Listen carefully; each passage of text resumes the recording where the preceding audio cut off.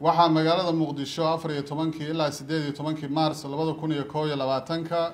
kulamo wada tashi oo xiriir ah ku yeeshay madaxda dowladaha xubnaha ka dowladda federaalka ee Jubbaland iyo Puntland, golaha midowga murashaxiinta iyo golaha siyaasadda Somaliland. kulamada ayaa diiradda lagu saaray xaaladda siyaasadeed, amni iyo qabsoomid la'aanta doorashada dalka iyo weliba marxaladda cusub ee uu galay dalka Soomaaliya kadib markii uu dhammaaday muddaxileedkii golayaasha baarlamaanka federaalka 26 Diseembar 2021 iyo kan madaxweynaha Jamhuuriyadda Federaalka Soomaaliya oo ku ekaa 7 Febraayo 2021 sida ku cad dastuurka ku-meel gaarka ee Soomaaliya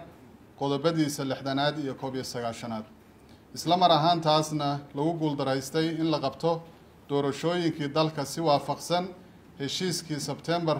17 2020 lagu gaaray magaalada Muqdisho. madaxda kulamada yeeshay oo intii muddo ahaydba waqti badan geliyay in heshiis loo dhan yahay laga gaaro sidii ay dalka uga qabsoomi lahayd doorasho wada ogol ah. waxaa u caddaatay in madaxweynaha muddaxileedkiisu dhammaaday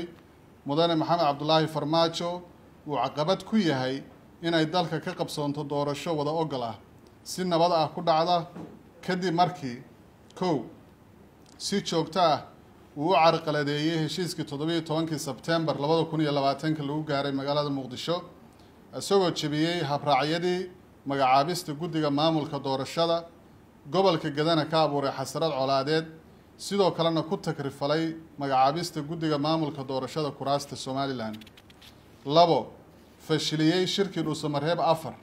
isagoo ka soo baxay shirka oo socda 5 Febraayo 2021 si uu uga hordhaco inaan heshiis laga gaarin caqabadaha fulinta heshiiskii 17 Sebtembar 2020. 3 ishortaagay in shirar wada tashi ay madaxda wada tashiga qaranka isugu yimaadaan magaalada Muqdisho isagoo uga gol leh inaan wada tashi buuxa oo wada ogol ah laga gaarin arrimaha doorashada Soomaaliya. 4 amray in 19 Febraayo 2021 la weeraro Hotel Maida oo ay ku sugnaayeen madaxweynayaashii xilka uga horeeyay iyo guddoomiyihii hore baarlamaanka,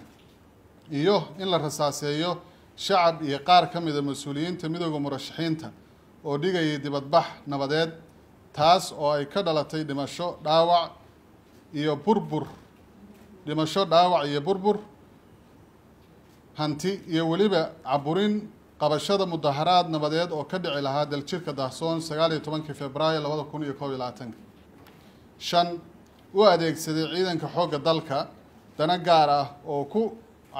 carqaladaynaya qabsoomidda doorasho si nabad ah oo wada ogol ah uga qabsoonta dalka. 6 ku tuntay dastuurka ku-meel gaarka ee dowladda federaalka Soomaaliya, khaasatan qodobada 20aad, 9aad, 91aad iyo 6aad.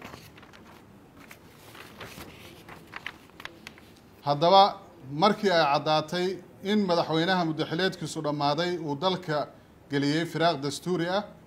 iyo faragelin hanaanka federaalka dalka uuna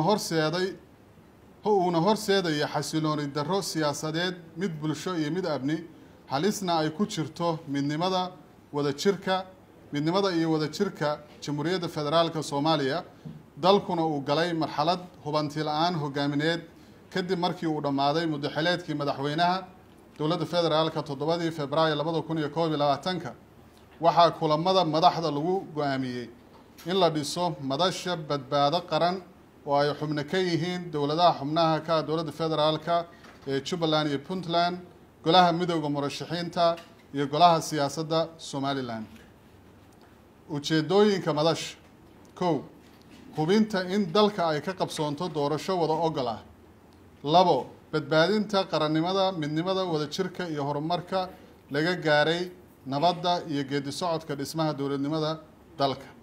3 ilaalinta xasiloonida siyaasadeed iyo amniga dalka guud ahaan iyo amniga qabsoomidda doorashada gaar ahaan. xubnaha madasha badbaado qaran: 1 golaha siyaasadda Somaliland, 2 midowga murashaxiinta, 3 dowladda Jubbaland ee xubinta ka dowladda federaalka, 4 dowladda Puntland ee xubinta ka ah dowladda federaalka waajibaadka shaqo ee madasha badbaado qaran kow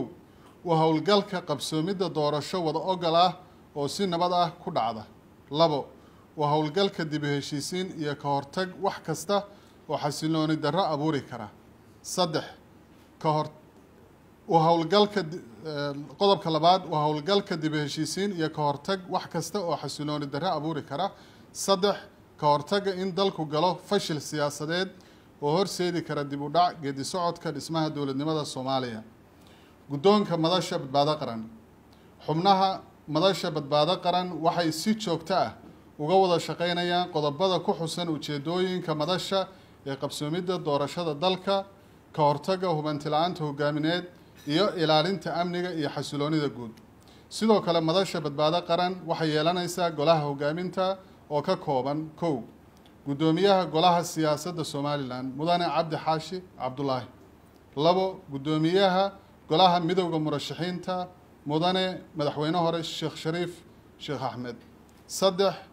madaxweynaha Jubbaland mudane Axmed Mohamed Islaan